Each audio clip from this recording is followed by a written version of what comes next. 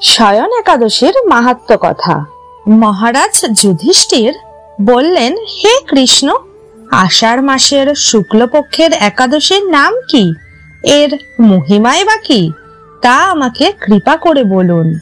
শ্রীকৃষ্ণ বললেন, ব্রহ্মা এই একাদশী সম্পর্কে দেবর্ষি নারদকে যা বলেছিলেন, আমি সেই আশ্চর্যজনক কথা আপনাকে বলছি। শ্রী ব্রহ্মা বললেন, হে নারদ, এ সংসারে একাদশীর মতো পবিত্র আর কোনো ব্রত নেই। সকল পাপ বিনাশের জন্য এই বিষ্ণু ব্রত পালন করা একান্ত আবশ্যক। যে ব্যক্তি এই প্রকার পবিত্র, পাপনাশক এবং সকল অভীষ্ট প্রদাতা একাদশী ব্রত না করে, তাকে নরকগামী হতে হয়। আষাঢ়ের শুক্লপক্ষের এই একাদশী শয়নী নামে বিখ্যাত। শ্রী ভগবান ঋষিকেশের জন্য এই ব্রত পালন করতে হয়। এই ব্রতের সম্বন্ধে এক মঙ্গলময় পৌরাণিক কাহিনী আছে, আমি এখন তা বলছি। বহু বছর পূর্বে সূর্য বংশে মান্ধাতা নামে একজন রাজর্ষি ছিলেন। তিনি ছিলেন সত্য প্রতিজ্ঞ এবং প্রতাপশালী চক্রবর্তী রাজা। প্রজাদেরকে তিনি নিজের সন্তানের মতো প্রতিপালন করতেন। সেই রাজ্যে কোনো রকম দুঃখ, রোগ ব্যাধি, দুর্ভিক্ষ, আতঙ্ক, খাদ্যাভাব অথবা কোনো অন্যায় আচরণ ছিল না। এইভাবেই বহু দিন অতিবাহিত হলো।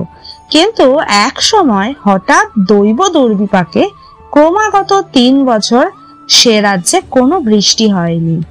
দুর্ভিক্ষের ফলে সেখানে দেবতাদের উদ্দেশ্যে দান মন্ত্রের সাহা, স্বধা ইত্যাদি শব্দও বন্ধ হয়ে গেল। এমনকি বেদপাঠও ক্রমশ বন্ধ হলো। তখন প্রজারা রাজার কাছে এসে বলতে লাগলো, মহারাজ, দয়া করে আমাদের কথা শুনুন। শাস্ত্রে জলকে নাড়ও বলা হয়, আর সে জলে ভগবানের অয়ন অর্থাৎ নিবাস। তাই ভগবানের এক নাম নারায়ণ। মেঘরূপে ভগবান বিষ্ণু সর্বত্র বাড়ি বর্ষণ করেন। সেই বৃষ্টি থেকে অন্ন এবং অম্ল খেয়ে প্রজাগণ জীবন ধারণ করেন। এখন সেই অন্নের অভাবে প্রজারা ক্ষয়প্রাপ্ত হচ্ছে। অতএব হে মহারাজ, আপনি এমন কোনো উপায় অবলম্বন করুন যাতে আপনার রাজ্যের শান্তি এবং কল্যাণ সাধন হয়।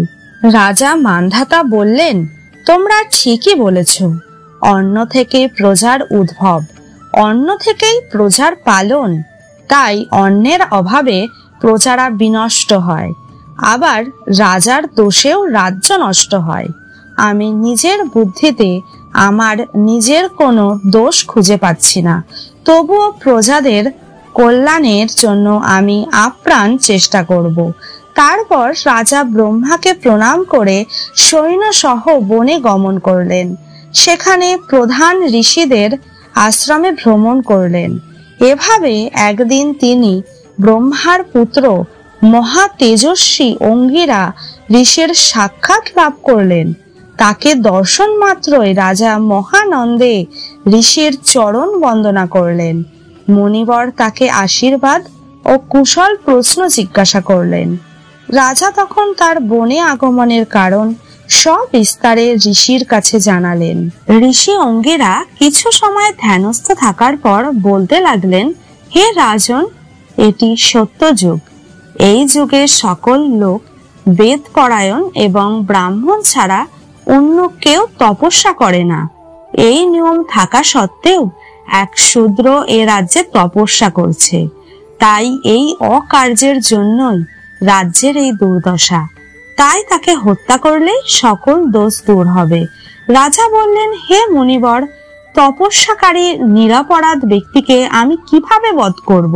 আমার পক্ষে সহজসাধ্য অন্য কোনো উপায় থাকলে আপনি তা দয়া করে আমাকে বলুন। তদুত্তরে মহর্ষি অঙ্গিরা বললেন, আপনি আষাঢ় মাসের শুক্লপক্ষের শয়নী নামে প্রসিদ্ধ একাদশী ব্রত পালন করুন।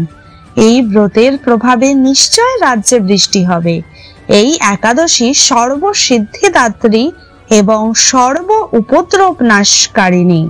হে রাজন, প্রজা এবং পরিবার বর্গ সহ আপনি এই ব্রত পালন করুন।